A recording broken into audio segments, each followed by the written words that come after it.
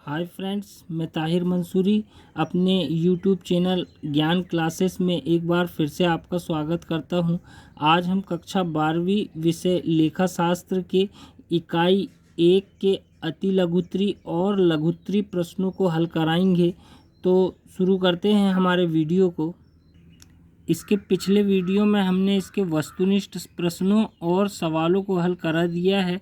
तो जिस किसी ने उन वीडियो को नहीं देखा है तो वो जाकर हमारे वीडियो को देख सकता है।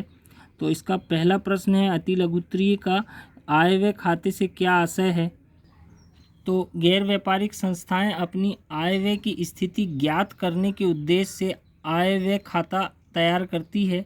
आय व्यय खाते से संबंधित वर्ष का आय का व्यय पर अधिक अथवा व्यय का आय पर अधिक ज्ञात किया जा सकता है। दूसरा प्रश्न है, गैर व्यापारिक संस्था से क्या आशय है। तो गैर व्यापारिक संस्थाएं ऐसी संस्थाएं होती है जो लाभ कमाने के उद्देश्य से कार्य नहीं करती है, बल्कि अपने सदस्यों को व आम जन समूह को सेवा प्रदान करने के उद्देश्य से कार्य करती है। तीसरा प्रश्न दिया गया है, गैर व्यापारिक संस्थाओं की आय एवं व्यय की मदें लिखिए। गैर व्यापारिक संस्थाएं वे संस्थाएं होती जो लाभ नहीं कमाती हैं, उनका उद्देश्य केवल समाज सेवा होता है। तो इसके अंतर्गत उनकी आय के स्रोत पहले दिए गए हैं। तो इसके अंतर्गत पहला है प्रवेश शुल्क, चंदा, दान, सहायता शुल्क, सदस्यता शुल्क और आजीवन सदस्यता शुल्क। और व्यय की मदें जो होती हैं उनकी वेतन, मजदूरी, बिजली व्यय, किराया, छपाई, स्टेशनरी आदि जो मदें होती है ये गैर व्यापारिक संस्थाओं की व्यय की मदें कहलाती हैं। इसका चौथा क्वेश्चन दिया गया है, स्थिर दान कोष क्या है। स्थिर दान यह वह राशि होती है या संपत्ति है जो सदस्य या अन्य व्यक्ति द्वारा संस्थाओं को समर्पित कर दी जाती है। यह दान उपहार या वसीयत के रूप में होती है, अतः यह निधि कोष के रूप में सुरक्षित या स्थिर रख ली जाती है, उसे स्थिर दान कोष कहते हैं। पांचवा प्रश्न दिया गया है, प्रारंभिक पूंजी कैसे निकाली जाती है। तो गैर व्यापारिक संस्थाओं की अपनी कोई पूंजी नहीं होती है, प्रतिवर्ष होने वाली बचत एकत्रित कर ली जाती, इसी बचत को पूंजी कोष कहते हैं। वर्ष के प्रारंभ की पूंजी ज्ञात करने के लिए प्रारंभिक संपत्तियों के योग में से प्रारंभ के दायित्वों को घटाना पड़ता है, जो शेष आता है वही प्रारंभिक पूंजी होती है। इसका एक सूत्र होता है कि प्रारंभिक पूंजी बराबर से कुल संपत्तियों में से कुल दायित्वों को घटा दिया जाता है।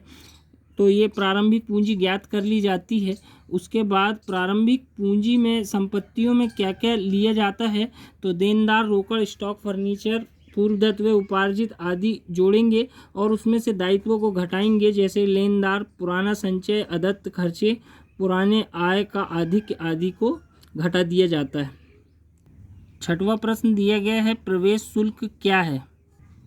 संस्था का सदस्य बनने के लिए व्यक्ति से प्रारंभ में जो शुल्क लिया जाता है उसको प्रवेश शुल्क कहते हैं। यहीं तक इसका आंसर होगा। अति लघुत्तरी का सातवां और अंतिम क्वेश्चन दिया गया है, चंदा क्या है। संस्था का सदस्य बनने के लिए व्यक्ति को चंदा देना पड़ता है। यह चंदा प्रायः वार्षिक होता है। जो व्यक्ति चंदा देना बंद कर देता है उसका नाम सदस्यता रजिस्टर से हटा दिया जाता है, इसे ही हम चंदा कहते हैं।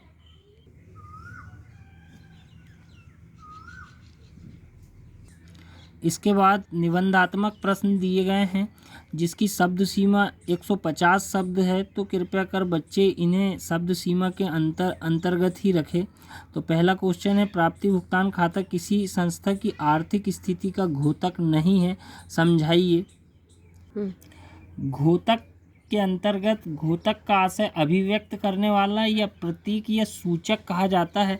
तो पहला पॉइंट इसका ये होगा कि यह खाता रोकड़ वही के समान ही बनाया जाता है, जिसमें सिर्फ नगद प्राप्ति और नगद भुगतान का लेखा होता है, इसमें उधार की प्रविष्टि नहीं होती है।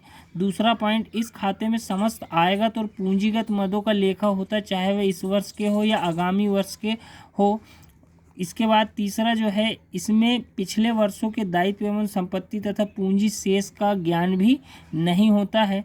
चौथा है, इसका अंतर रोकड़ शेष ही बताता है, जिसका शेष हमेशा डेबिट ही होता है।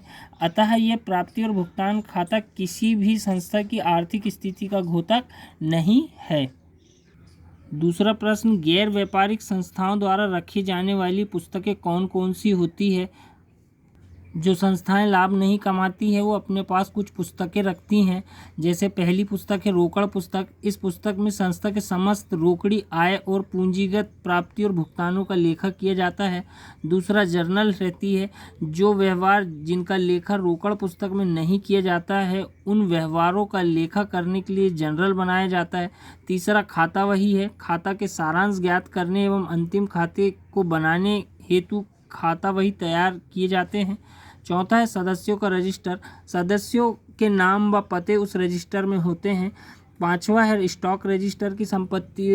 गैर व्यापारिक संस्थाओं के पास कौन कौन सी संपत्तियों का स्टॉक रखा हुआ है इसके विषय में उसका उल्लेख किया जाता है।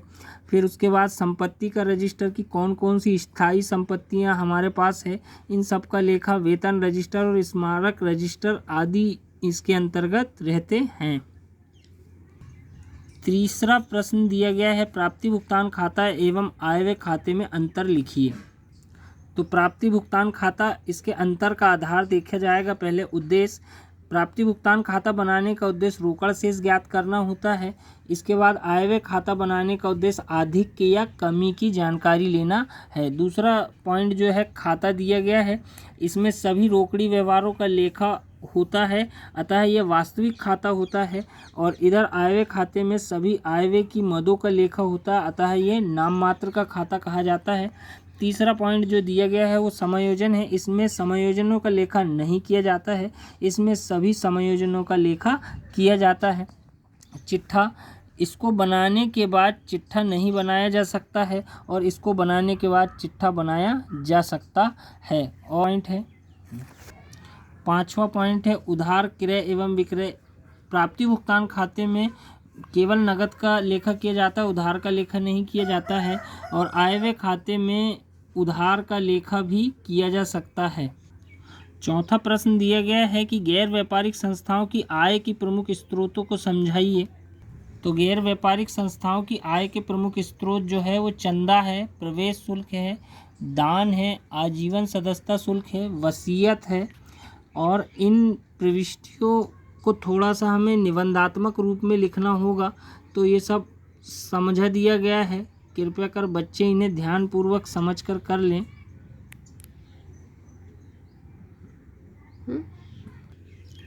पांचवा प्रश्न है गैर व्यापारिक संस्थाओं की व्यय की मदों को समझाइए। व्यय की मदों के अंतर्गत वेतन एवं मजदूरी, स्टेशनरी, बिजली व्यय, छपाई एवं विज्ञापन, विविध व्यय, ये सब व्यय की मदें होती हैं। छठवां और अंतिम प्रश्न प्राप्ति भुगतान खाता रोकड़ वही का सारांश है, समझाइए। सारांश का आशय यहाँ पर संक्षिप्त रूप या सार या निचोड़ से लगाया जा सकता है। तो प्राप्ति भुगतान खाता रोकड़ वही के समान ही होता है, इसमें केवल नगद व्यवहारों का ही लेखा किया जाता है। दूसरा है संस्था में अपनी आने वाली रकम प्राप्ति पक्ष में व संस्था में जाने वाली रकम भुगतान पक्ष में लिखी जाती है। इस खाते का शेष डेबिट ही रहता है, अतः डेबिट योग से क्रेडिट योग को घटा देने पर खाते का जो शेष बचता है वो क्रेडिट ही आता है। चौथा पॉइंट है इस खाते में विशिष्ट के समय पूंजीगत व आयगत मदों में अंतर नहीं किया जाता है। पांचवा है प्रारूप में प्रदर्शित मदों की संख्या में संस्था के कार्य की प्रकृति के अनुसार अंतर हो सकता है। मैं विद्यार्थियों से ये कहना चाहता हूँ कि कुछ प्रश्न देखने से याद नहीं होते तो उन्हें बार बार सुनकर भी याद किया जा सकता है। अगर वीडियो पसंद आए तो लाइक करें और शेयर करें और सब्सक्राइब करें हमारे चैनल को। धन्यवाद।